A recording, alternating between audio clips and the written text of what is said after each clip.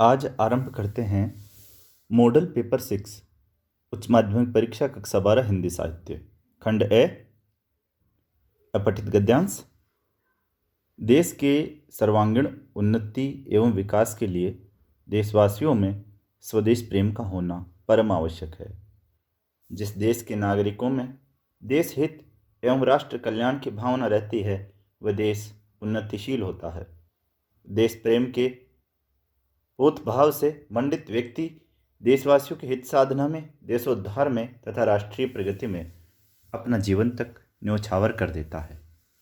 हम अपने देश के इतिहास पर दृष्टिपात करें तो ऐसे देशभक्तों की लंबी परंपरा मिलती है जिन्होंने अपना सर्वस्व समर्पण करके देश प्रेम का अद्भुत परिचय दिया है। महाराणा प्रताप, वीर शिवाजी, सरदार भगत सिंह, महारानी लक्ष्मीबाई, लोकमान्य तिलक, महात्मा गांधी आदि सहस्त्रों देशभक्तों के नाम इस दृष्टि से लिए जाते हैं। हमें अपने देश के इतिहास से देश प्रेम की एक गौरवपूर्ण परंपरा मिलती है और इससे हम देश हितार्थ सर्वस्व न्योछावर करने की प्रेरणा प्राप्त करते हैं। उपर्युक्त गद्यांश का उचित शीर्षक है स्वदेश प्रेम। देश की सर्वांगीण उन्नति के लिए देशवासियों से क्या अपेक्षित है?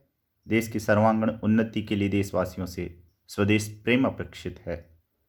देश के नागरिकों में देश हित एवं राष्ट्र कल्याण की भावना होने से देश होता है उन्नतिशील, प्रगतिशील, विकासशील। उपर्युक्त सभी होता है, उन्नतिशील भी, प्रगतिशील भी, विकासशील भी। हमें देश के लिए सर्वस्व न्योछावर करने की प्रेरणा किससे मिलती है?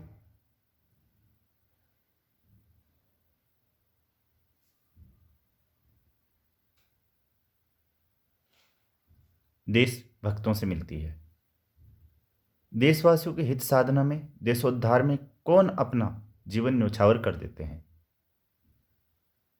देशवासियों के हित साधना में, देशोद्धार में देश प्रेमी अपना जीवन न्योछावर कर देते हैं। देश के इतिहास में देश हित के लिए प्राणों का उत्सर्ग करने वाला प्रमुख देशभक्त कौन है? भगत सिंह है, लक्ष्मीबाई है, महात्मा गांधी है। तो इसका उत्तर होगा उपयुक्त सभी हैं। अब आता है काव्यांश। हो गई है पीर पर्वत सी पिघलनी चाहिए, इस हिमालय से कोई गंगा निकलनी चाहिए। आज ये दीवार पर्दों की तरह हिलने लगी, शर्त लेकिन थी कि ये बुनियाद हिलनी चाहिए। सिर्फ हंगामा खड़ा करना मेरा मकसद नहीं, मेरी कोशिश है कि ये सूरत बदलनी चाहिए। मेरे सीने में नहीं तो तेरे सीने में सही, हो कहीं भी आग लेकिन आग जलनी चाहिए। उपर्युक्त पद्यांश का समुचित शीर्षक है परिवर्तन। हो गई है पीर पर्वत सी पिघलनी चाहिए। कवि का पीर पर्वत से क्या आशय है? सामूहिक पीड़ा से। उपर्युक्त गद्यांश में कवि क्या संदेश देना चाहते हैं? जागरण का संदेश देना चाहते हैं।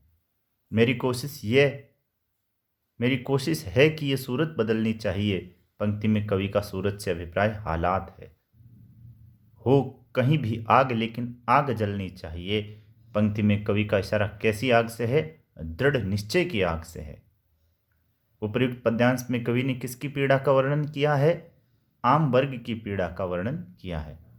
चित्त के विस्तार रूप दीप तत्व का जनक ओज गुण है। जहाँ किसी शब्द का अर्थ तुरंत समझने में कठिनाई हो वहाँ क्लिष्टता दोष होता है। सवैया वार्णिक छंद है। कवित्व छंद के प्रत्येक चरण में 31 वर्ण होते हैं। जहाँ संक्षिप्त उक्ति के द्वारा अप्रस्तुत का अर्थ बोध होता है वहाँ समासोक्ति अलंकार होता है। जहाँ उपमेय में उपमान की संभावना की जाए वहाँ उत्प्रेक्ष अलंकार होता है। विशेषोक्ति अलंकार की परिभाषा लिखिए। जहाँ कारण के होने पर भी कार्य के न होने का वर्णन किया जाए। देवता प्रसिद्ध सिद्ध ऋषि राज तप वृंद कही कही हारे सब कही न काहुले। दृष्टांत अलंकार का कोई एक उदाहरण। करत करत अभ्यास ते जड़मति होत सुजान, रसरी आवत जात ते सिल पर परत निशान। बीट किसे कहते हैं? संवाददाताओं के बीच कार्य का विभाजन जब उनकी दिलचस्पी और ज्ञान को ध्यान में रखकर किया जाए तो उसे बीट कहते हैं। किन किन क्षेत्रों में विशेष लेखन की आवश्यकता पड़ती है? खेल, कारोबार, शिक्षा, सिनेमा, मनोरंजन, फैशन, स्वास्थ्य, पर्यावरण, शिक्षा आदि। संपादकीय लेखन से आप क्या समझते हैं? संपादकीय लेखन अखबार की आवाज माना जाता है। संपादकीय के जरिए किसी घटना, समस्या, मुद्दे के प्रति अपनी राय प्रकट करते हैं। लघु कथा शेर में शेर किसका प्रतीक है? शेर एक ऐसी व्यवस्था का प्रतीक है जो प्रलोभन एवं हिंसा के बल पर पूरे जंगल समाज में व्याप्त है। गंगा पुत्र किसकी जीविका पर आश्रित है? गंगा मैया पर चढ़ाए जाने वाले चढ़ावे रुपये पर आश्रित है। एक कम कविता में जनता का मोह भंग होने का क्या कारण था? आपसी विश्वास, भाईचारा और सामूहिकता का स्थान धोखाधड़ी और भ्रष्टाचार ने ले लिया, इसलिए मोह भंग हुआ। कटोरों में वसंत का उतरना से क्या आशय है? वसंत खुशी व मस्ती का पर्याय है। भिखारियों के खाली कटोरों में जब सिक्के चमचमाते हैं तब उनके मुख पर खुशी का छलकना वसंत का उतरना है। कविता में बिंब का क्या महत्व है? काव्य में बिंब को वह शब्द चित्र माना जाता है जो कल्पना द्वारा इंद्रिय अनुभवों के आधार पर निर्मित होता है। नाटक में सब टेक्स्ट क्या है? लिखे तथा बोले जाने वाले संवादों से भी ज्यादा उन संवादों के पीछे निहित अनलिखे व अनकहे संवाद की ओर ले जाना, जिन्हें अंग्रेजी में सब टेक्स्ट कहा जाता है। कहानी लेखन में कल्पना का क्या महत्व है?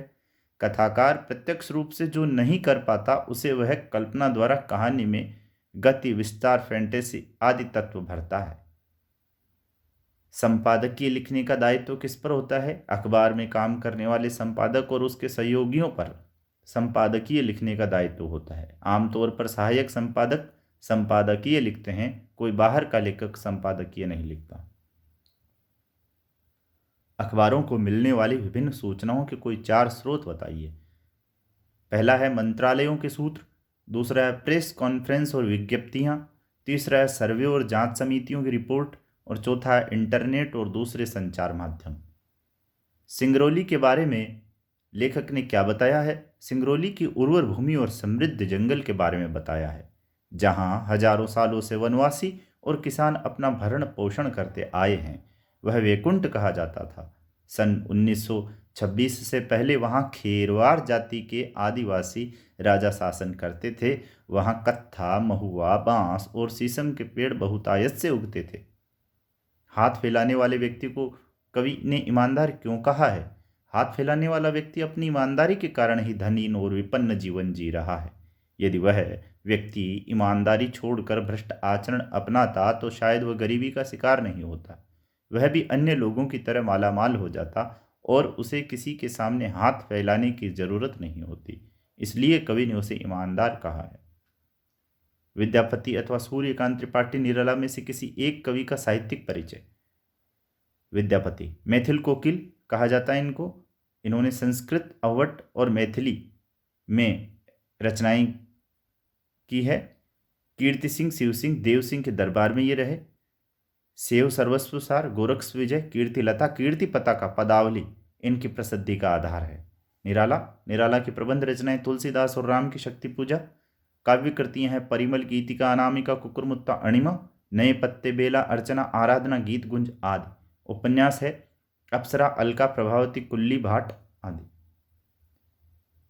अनाड़ी के हाथ में चाहे घड़ी मत दो, पर जो घड़ी साजी का इम्तिहान पास कराया उसे तो देखने दो। घड़ी साजी की जानकारी रखने वाले को तो घड़ी के पुर्जे देखने, उन्हें ठीक करने की अनुमति देनी चाहिए। इससे घड़ी के प्रयोजन और घड़ी साज की अर्थवत्ता मजबूत होती है।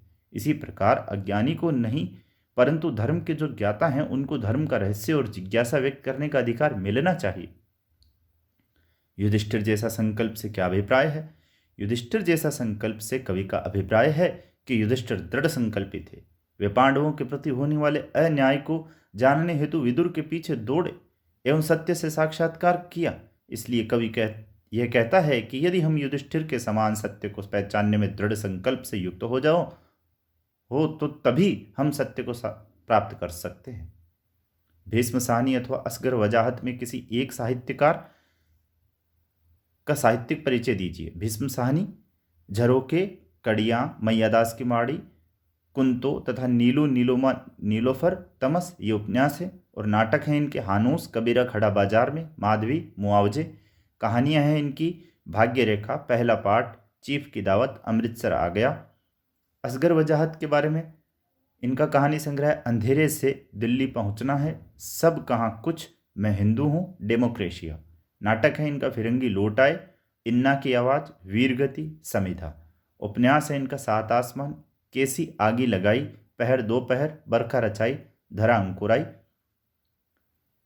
सूरदास ने रुपए किस प्रयोजन से इकट्ठे किए थे? गयाजी जाकर पितरों के पिंडदान निमित्त, मिठुआ का विवाह, गांव में एक कुआं बनवाना। रूप सिंह का परिचय और गांव वापसी का वर्णन कीजिए। रूप सिंह माही गांव का निवासी था। हिमांग पहाड़ के नीचे उसके पिता, माँ और भाई रहते थे। वह 11 वर्ष पहले पर्वतारोहण का प्रशिक्षण लेने मसूरी चला गया था। अब वह अपने दोस्त शेखर के साथ लौटा है। गांव में पहुंचते ही गांव वाले उसके चारों तरफ खड़े हो गए, जिनमें से एक वृद्ध त्रिलोक सिंह के पास पहुंचकर अपना परिचय देता है। बिस्नाथ दूध कटहा हो गए। बिस्नाथ जब छोटा था तो वह माँ का दूध पीता था, परंतु जब वह 2.5-3 वर्ष का था तभी उसके छोटे भाई का जन्म हो गया। इस कारण तब माँ के दूध पर छोटे भाई का कब्जा हो गया और बिस्नाथ का दूध कट गया, अर्थात वह दूध कटहा हो गया।